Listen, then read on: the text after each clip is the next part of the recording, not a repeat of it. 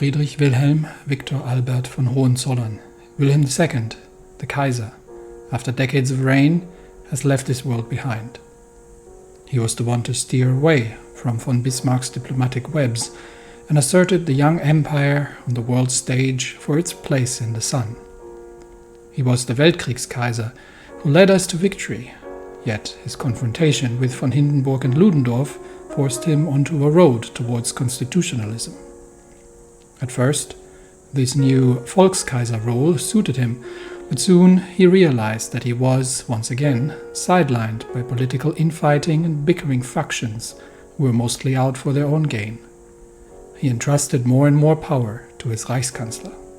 Thus, when parliamentarism had deadlocked the empire and threatened its destruction, Kurth von Schleicher took the stage, and despite being a close friend of the Crown Prince, he was a military man and ruthless pragmatist.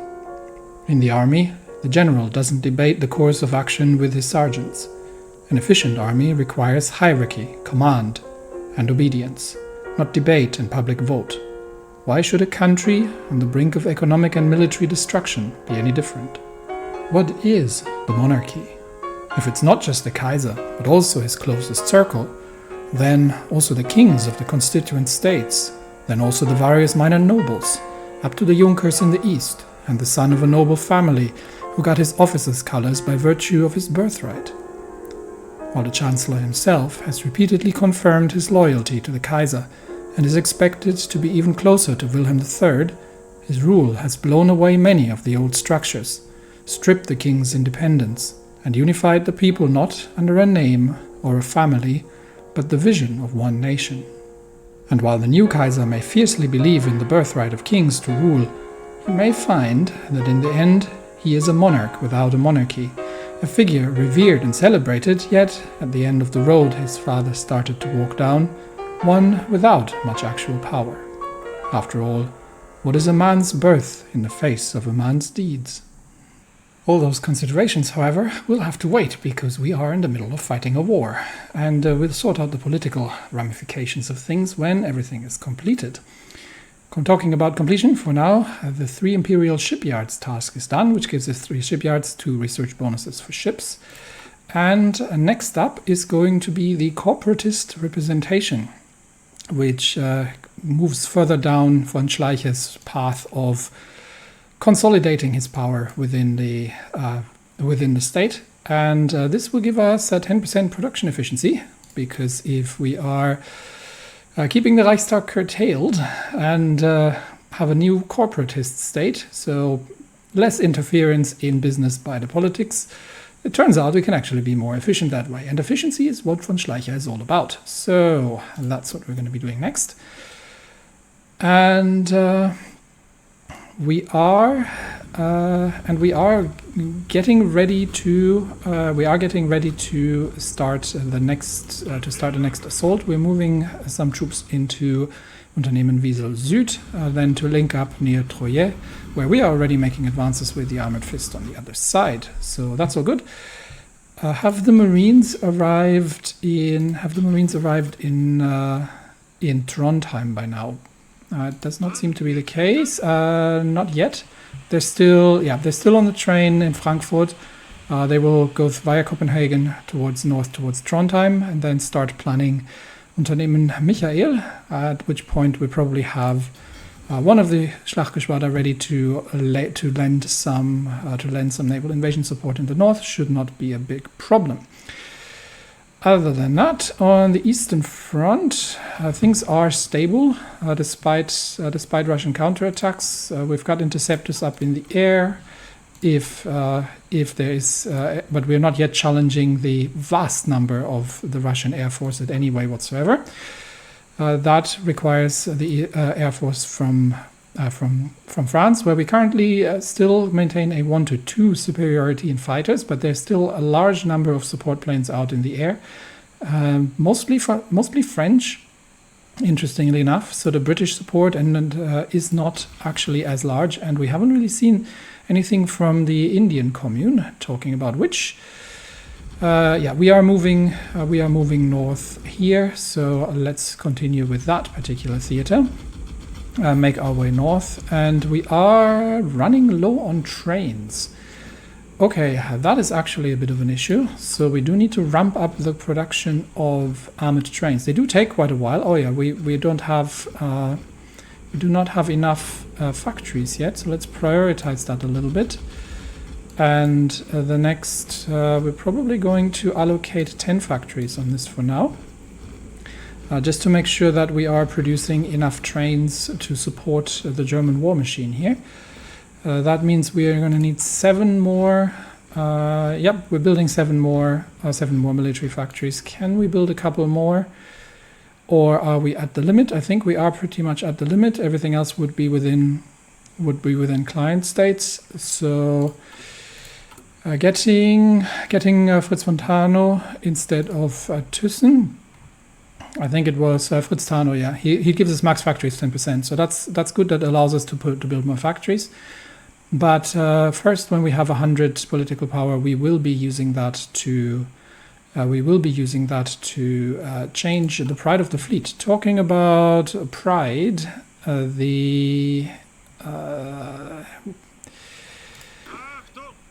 where was I think he has been? Yeah, the Heeresgruppe Kronprinz has automatically have his field marshal removed because Wilhelm III has been recalled to Germany and is now actually the Kaiser Wilhelm III. We don't get any specific bonuses from him, but that means the Heeresgruppe Kronprinz is now going to have to be renamed, and that is going to be we're going to rename it Heeresgruppe Balkan. There we go. We still have a job to do, however. I don't know if we have a free field marshal. We do not. We would have to promote somebody to field marshal to make that happen. For now, they can operate without one. We'll just we'll deal with the last Greek encircled troops here. It is a river crossing or a naval crossing onto the islands, but I think we'll be dealing with that very efficiently, very quickly. And that brings us back to the fact, actually, that we have free dockyards. This is something we should not be having. How's the naval situation? We are actually looking somewhat decent on the Geleitgruppen at this point. So we are producing, we've got 4 lines on the Zander class frigates and 3 lines on the destroyers. We are still a little bit far away from having an advanced heavy hull, so we'll probably just build a cruiser in the meantime. Let's have a look. We should have researched some radar, I think. What's our radar research looking? We have this is air ground. This would be anti-air radar and other radars for ships. I think it's this one that gets us there. But let's have a quick look at the cruiser designs, both for a potential scout cruiser, which would be the Strasbourg, and see if we can. Yes, we can actually fit radar onto these, which is going to be significantly more effective than the scout planes that we're using. So the Strasbourg class can probably be a bit modernized as a more modern version of the scout cruiser. Let's have a look at the Rhine class, if there's anything here we could do. I mean, we could put a radar on them, but it slightly improves the anti-air. But other than that, there's nothing really else to do on the Rhine class. But the Strasbourg is a bit outdated. So let's get everything upgraded. And we are going to fit a Fumo 27 radar, which is going to significantly improve the surface detection. And do we still need the float plane? I mean, it still does a good job, so we may as well still leave it there. But we can also upgrade with the latest traits, and that would be the Strasbourg class B. There we go. new scout cruiser, and save that for 19. We have just enough naval experience, and we can build. These are somewhat capable as well as fleet escorts if necessary. So we'll put some. We'll build just a pair of them for now. That's for future use. Convoys, we are still somewhat precariously close, so I will definitely leave some on convoys. But we do get a Strasbourg going. Once we have, we might have some more. We might have some more available shipyards. Currently, everything is on small ships, but once the situation has been slightly alleviated when it comes to smaller ships, then we'll deal with that. That's convoy results, and trade is looking a little inefficient, but overall I think is in a decent shape. We have a good amount of aluminium at this stage, so I think we can wind down the trade for aluminium. Middle Africa trade for yeah, that's fine. We can't wind that down because this is too much. Same with this. And chromium trade is also coming from German East Asia. Yeah, good. Okay, aluminium starting to look a bit better. And that gets us. We still have to wait for the tanks to be ready for the push towards Dijon. But now that we're across the river here, so in the meantime, we can move over to General Paulus and see how he's going to be doing. Moving towards Chiang Mai, where there is relatively little resistance at this point. We do need, however, the rest of the army to follow up. So I'm going to reduce the exposure a bit. Let's pull the troops in the north somewhat back. We could alternatively. So we have two options. We can either push towards Chiang Mai and just finish them. The question is, would Siam still be fighting? Let's see. That is the. It's probably part of the Second Weltkrieg. Where is Siam? Kingdom of Siam. Yeah, I think we don't have to necessarily destroy the troops on the ground. Instead, we are just going to move ahead, and we are moving towards Chiang Mai along the railway. Let's take the supply position here, and then I think from there on out, there's not an awful lot that they have to do. After that, a naval battle. Lost a couple of convoys there. And this is in the Mediterranean. Our convoy efficiency is not good. That is mostly due to, still just the sheer number of convoys we're sending and the sheer lack of ships that we have for that duty. But we are making some headway over the channel, sinking a few submarines, and just keeping an eye on any kind of larger naval engagements that I need to worry about. It's just submarines out there. How much do the British still have in terms of navy? What is the Republican Navy looking like? 2 battle cruisers, 3 battleships, and a smattering of smaller ships. That's pretty much it. So it is, for all intents and purposes, defeated, I would say. Here we are still making headway towards Troyes. In that regard, the tanks should be more than enough to defeat the dug-in French defenders, especially that they're getting pummeled from the air. So let's have a quick look at Greece. Okay, Greece looks fine. I think Greece should be about to capitulate as well. There might be a naval invasion of Heraklion on the papers, but we will see about it. For now, we are moving north to capture the supply point. Brazil and the Italians. Okay, we're no longer getting war material from them, which is fine. It gives us potentially extra. It gives us extra convoys to work with, which is not a bad thing. Just keeping an eye if the Schlachtgeschwader is out in force anywhere. It doesn't look like.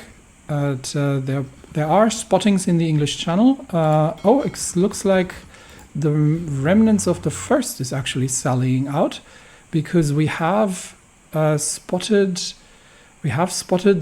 a battle cruiser, a lone battle cruiser. So the somewhat stripped first Schlachtgeschwader may be able to take this on. I thought I had taken the orders away from them, actually. We do not necessarily want them to go out on their own, because they are vulnerable, and the pride of the fleet is part of that. Second Schlachtgeschwader should be the one intercepting. Yeah, second Schlachtgeschwader is out intercepting, and we will see if they can catch the British raider before. No, yeah, Greece has capitulated. Everybody stops sending me things. Yeah, Greece has capitulated, and that is great news indeed. Now, who is occupying Greece? It looks like the Ottomans are actually, the Ottomans are occupying Greece, which is good news. There's still a couple of Greek submarines sinking our convoys, but a lone escort destroyer is sailing in to assist. So Greece is done. That means the Bulgarian Gruppe is technically no longer necessary. Yeah, Greece has been divided up. Is Bulgaria at war with anyone else? Do we need to just the commune and pretty much everyone that we are at war with as well? So, but not Romania or Serbia. So I think for now these divisions can be brought back. We are going to bring them back to the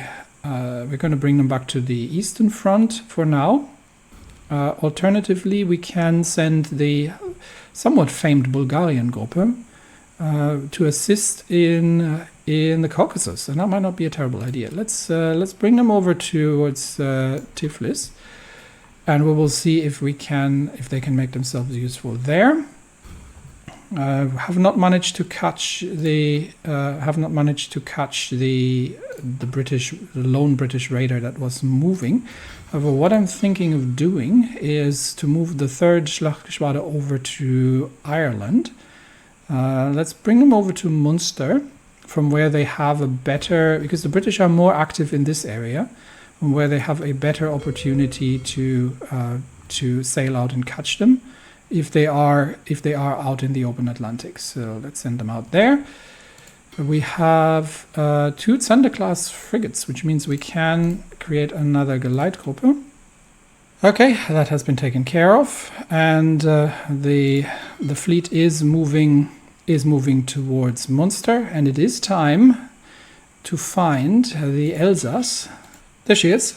She is currently docked in Dublin, waiting for the rest of the groups to be repaired. So she shall become, the Elsass shall become the new pride of the fleet. She has distinguished herself in sinking the Rodney and a couple of smaller ships in other engagements. So we will be reassigning her. And that's costing 100 that we have. Replace the aging Westphalen, who can be retired in honor, and the Elsass is now the pride of the fleet. There we go, that's done. And then we might need to take a look at combat casualties once more. So probably the next, I would like to use the next 150 political power to replace Thyssen with Tarnow, but we'll see.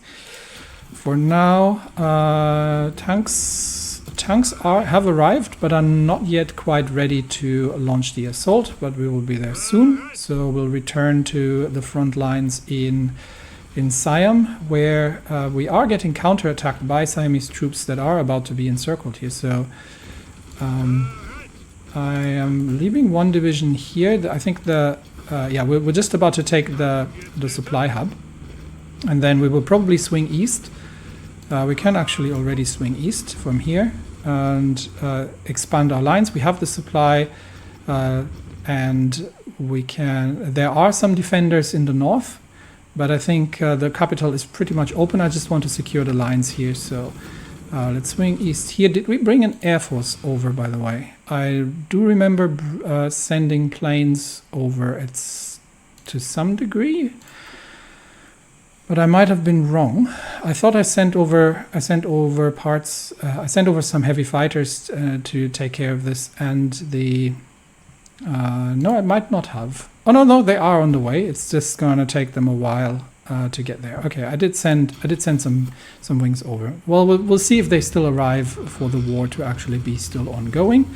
Machine assisted decryption is done, which means our cryptology means yes, we are about to once again decrypt the French ciphers. Is there anything else that we can do? Passive defense is probably a good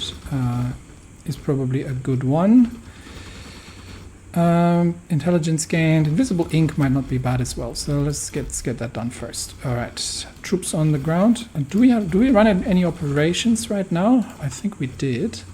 Yes, we are infiltrating the British army, and we are sabotaging the Russian industry by blowing up something of theirs.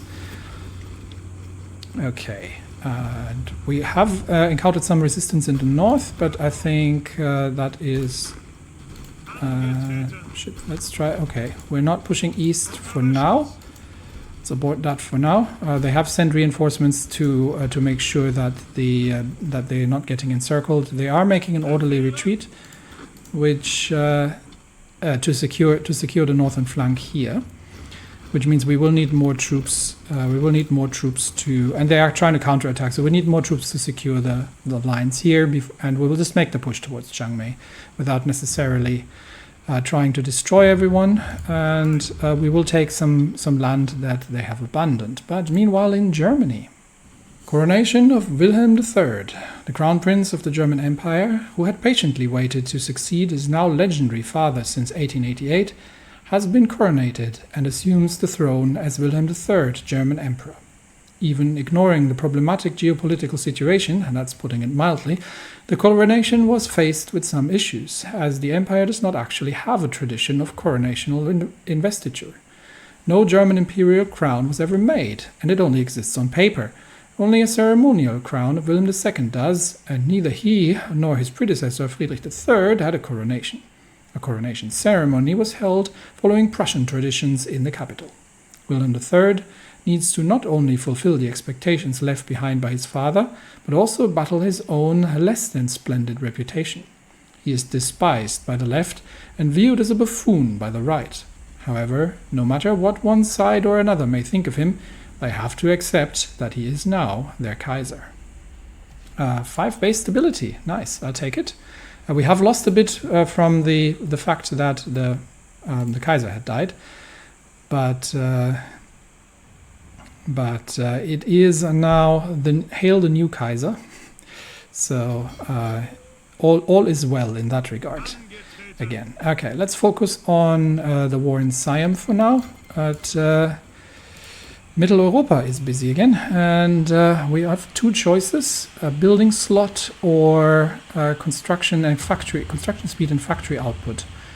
I'm actually going to take the building slot because I am out of building slots. So at this point, I think that is actually valuable, which means we can probably schedule another factory. There we can. Very nice. Let's prioritize that. Oh, we've got a couple more factories actually coming in. But we are still building the fortification. It'll come in eventually. We're still building the fortifications, so it's all good. The Marines, have they arrived? Where are the Marines? The Marines are in Sweden and are making their way towards their position in Trondheim. So we will need to designate a naval force for the Norwegian coast soon, and currently there's very little in terms of activity. But let's put together a naval force, send them to Trondheim, and begin supporting the invasion. Not the 3rd Schlachtgeschwader, which is going to be operating, which is going to cover the British Isles and is going to take down anything that it can find if the British decide to sail forth.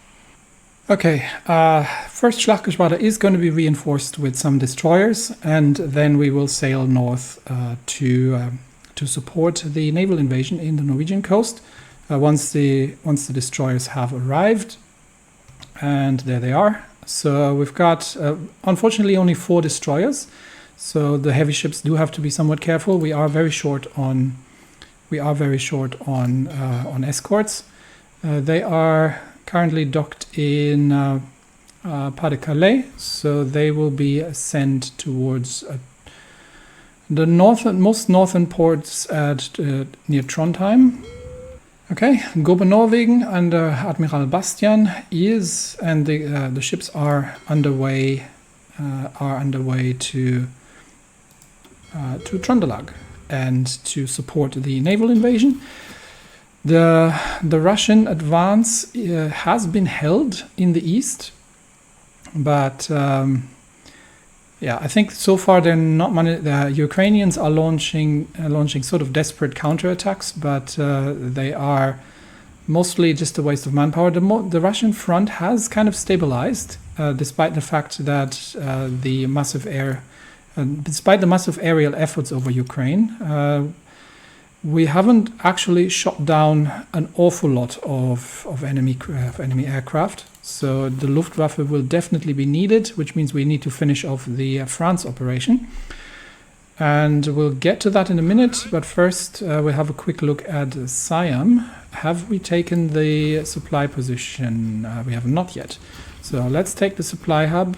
We'll support from the south. But we are defeating a counterattack. The Siamese are moving a lot of their troops out and trying to stabilize the border in the north, which is fine. We'll close the cauldron here, and we will. That also helps. That also helps with stabilizing the lines. So we can just if we can just take the territory and potentially expand the lines where there are gaps in their positions. Yeah, I think that will be the best use at the moment of troops. We're pushing the defenders out of the supply of the northern supply hub, and once that is taken, we'll close the gap to the east just to consolidate this, and then there we go. Position has been taken. Immediate counterattack, but I think they are not going to be effective in that regard. So the 917th is going to wait for the 914th to arrive, and then we will launch an attack eastwards. And we may actually use some of the colonial troops here to try and hold the reinforcements in place. So let's do that and see if we can manage to. See if we can manage to move eastwards and encircle them. Let's support that from the supply position, but I think, yeah, material support is fine. I think that attack is actually going to be harder than it looks. Anyway, we seem to have air support.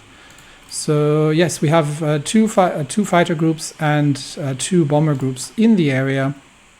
They can cover the whole region of Siam, and that should give us total aerial superiority. And I think with that, we have no problem of encircling and potentially destroying the enemy position in the region. So let's just make sure that we secure the flanks here, and then we'll move towards Chiang Mai once that is cleared. And in the meantime, the temporary port facilities near Bodø have been constructed, which means that the Alpenkorps and the 1st Gebirgsdivision are now supplied.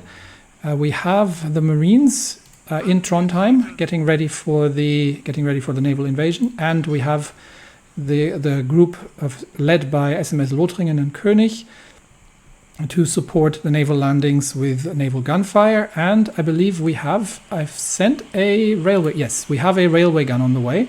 So Narvik is going to fall, and by force.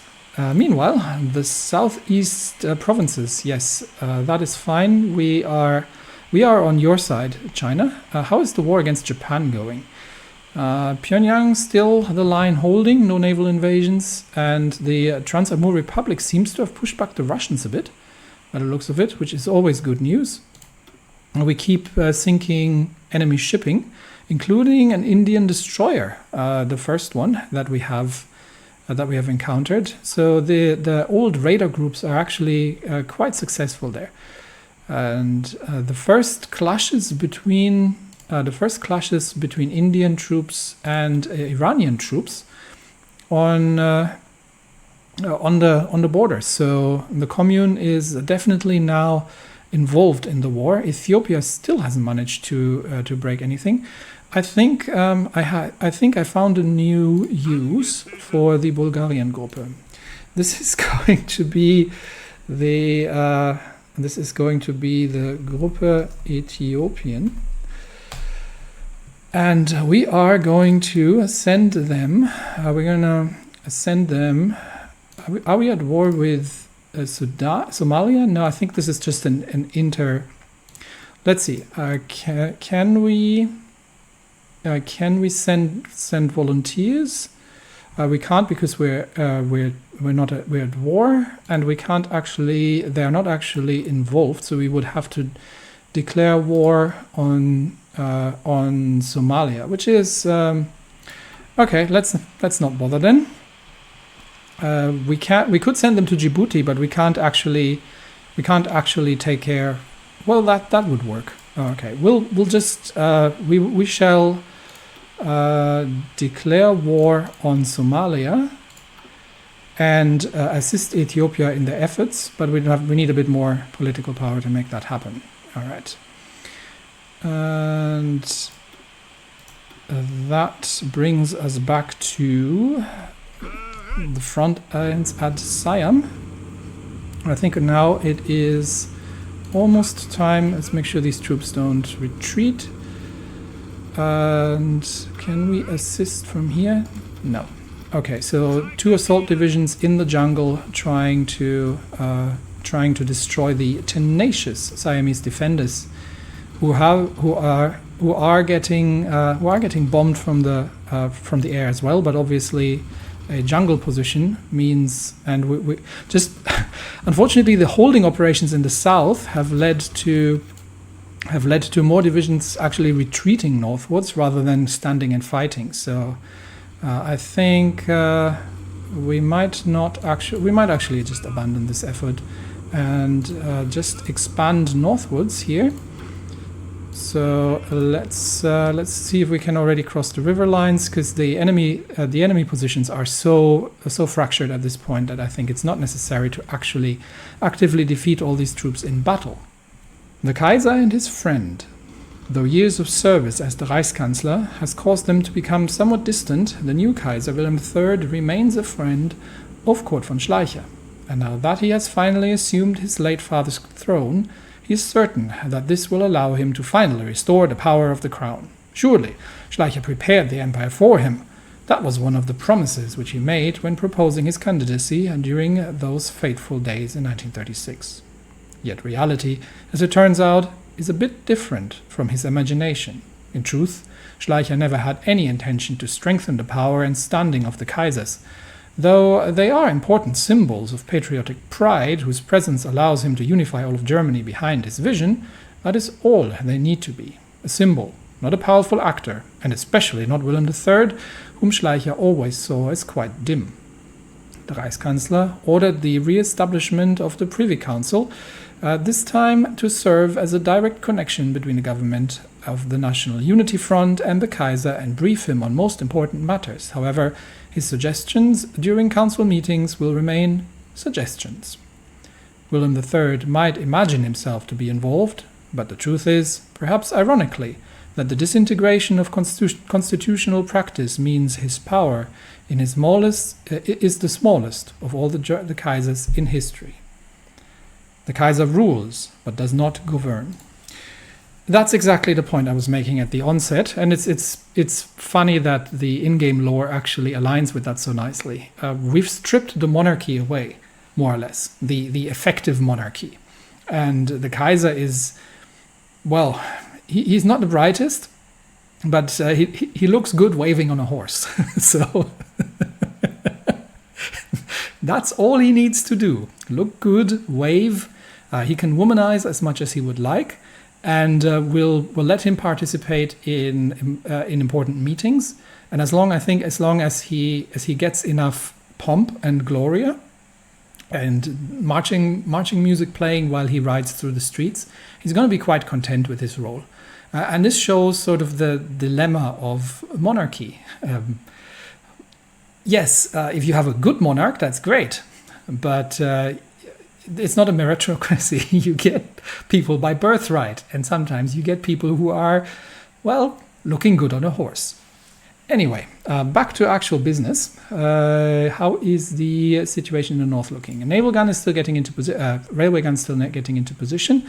Once that is the case, then we shall get the invasion underway.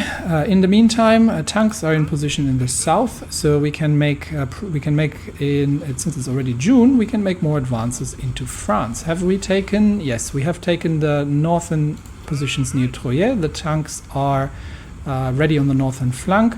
How's France looking in Spain, by the way? They are pretty much stuck still, I would say, at this point. So in that case, we will proceed as planned, and we will launch the first assault against Besançon, actually.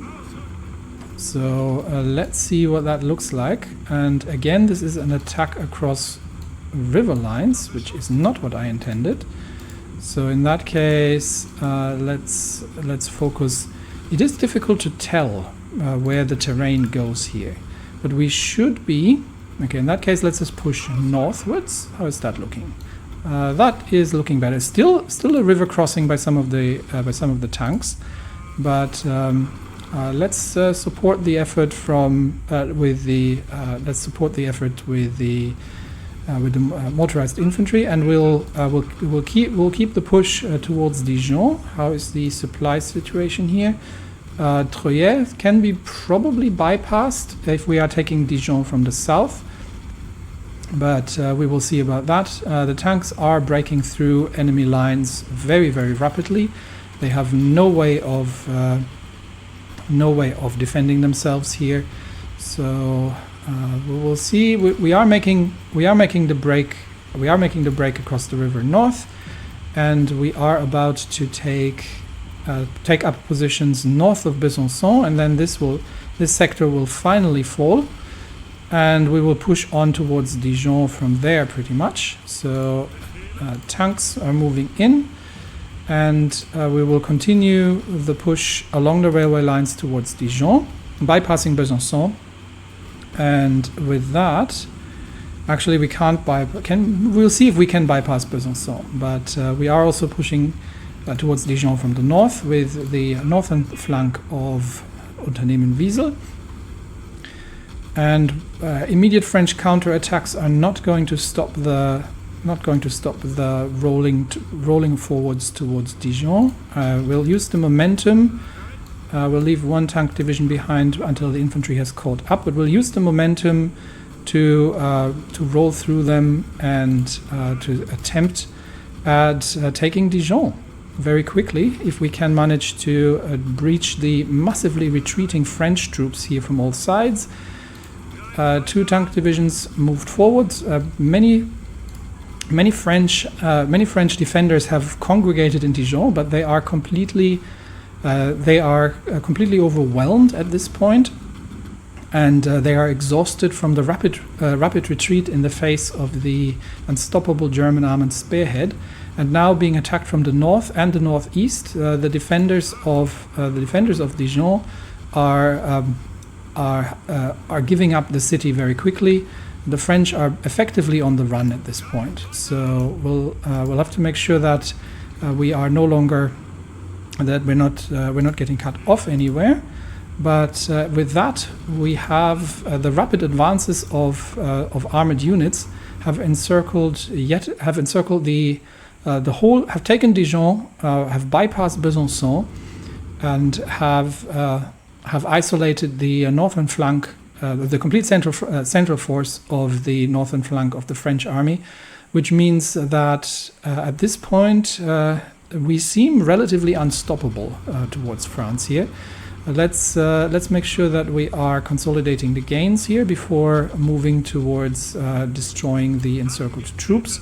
They are cut off near Verdun, and we are already going to launch some attacks from the elite infantry divisions onto positions south of Verdun. The old fortresses from the Weltkrieg are not going to help the French, and we are going to destroy this encircled group here after effectively letting them starve for a little bit. We've got the railway guns, I think, in position. Let's bring them a little closer. So we'll bring the Kaiser Wilhelm gun to the north and the Dora gun as well. We should actually rename these given the new Kaiser. So I'll do that quickly. Okay, railway guns have been renamed, and we shall follow the name of the old empress. We've got the Kaiser Friedrich, the Otto III, and the Kaiser Wilhelm gun now in position, and they will cover the destruction of the old fortifications near Verdun. Quick check on Paulus's Third Army. What's the situation here? We are consolidating. We're consolidating the gains, and we will focus the assault divisions, which have been stretched out a little bit at this point towards the capital, the enemy capital, and we'll let the rest of the army catch up organization-wise. But that should. Which one is the? These are the assault divisions. That should bring the war in Siam to a conclusion very, very quickly. All right, quick look at the naval situation. I think everybody is in position. We have already filled the 6th Geleitgruppe, so I think we've got another Zander class available. So I'll make the 7th. What's our escort efficiency is still very low. That I don't think we have that many convoys actually that we're escorting anymore. This might be foreign convoys as well. So we'll build a couple more, but I think we can start moving off that situation relatively quickly. 8 more days are needed to prepare for the invasion from Trondheim. That should give the Frederick I railway gun enough time to get into position near Narvik, and then we will launch the assault on the last Norwegian stronghold and finish that up. So let's in the meantime, while Siam is consolidating, let's run a general assault on French positions. All troops begin assault operations against the French, and we will make a rapid end to. We will make a rapid end to the encircled French positions here, and then I think we will finish. I think France is going to fall. The government has retreated to Marseille, but I think France is the days of France are numbered at this stage. So all troops join the fight, please. Ensure that you are. Ensure that we bring the overwhelming force of the German army onto bear, and to make sure that we are that the French surrender quickly rather than trying to do silly last stands. The Warschau-Posen line has been modernized. There has been some railway modernization going on. 10 political power, we'll take it, and we'll just keep a close eye on the fall of the French here near Verdun. I think Verdun is going to be their last holdout. The tanks are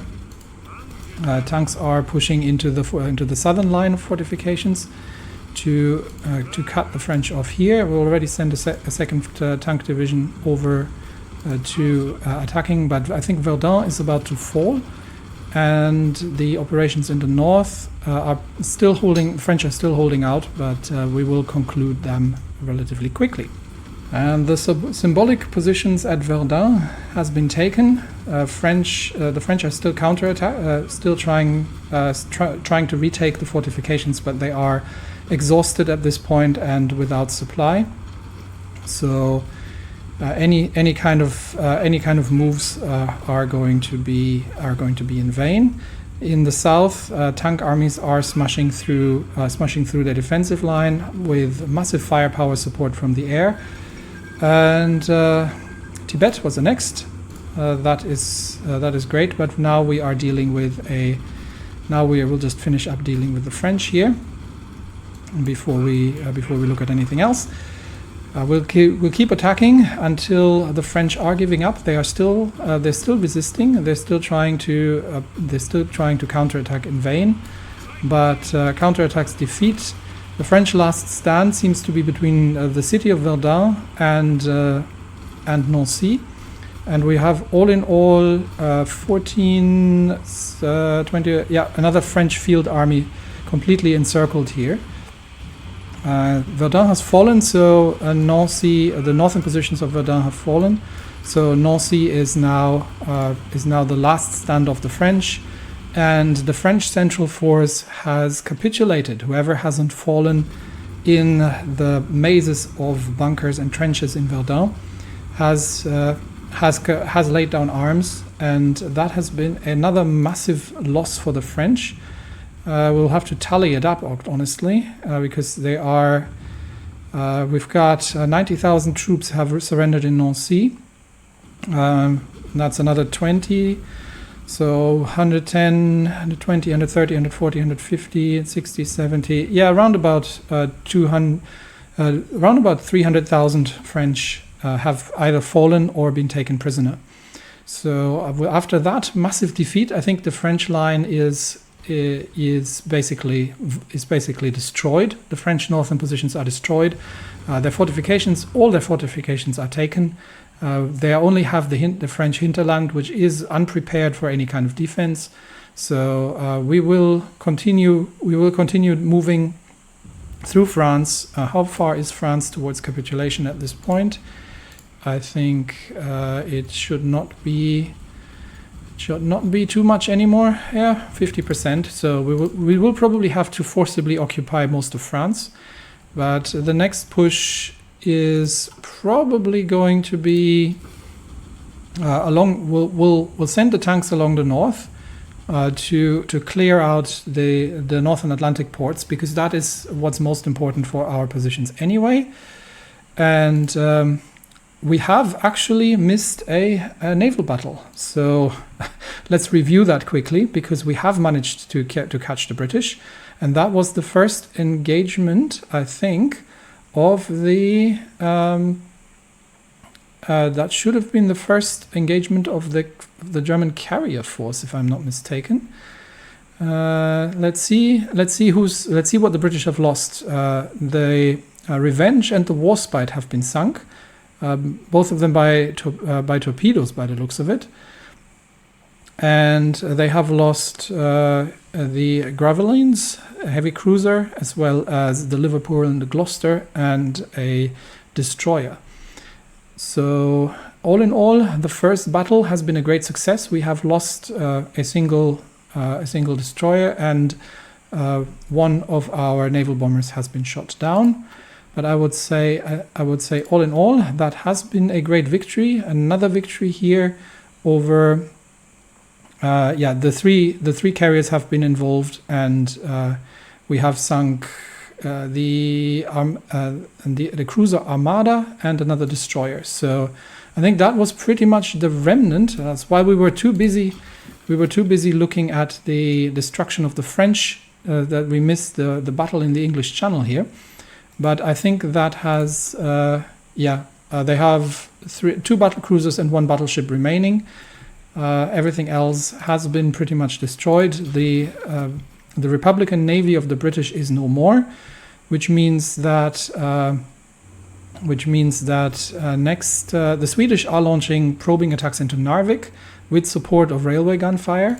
But we will launch the naval invasion.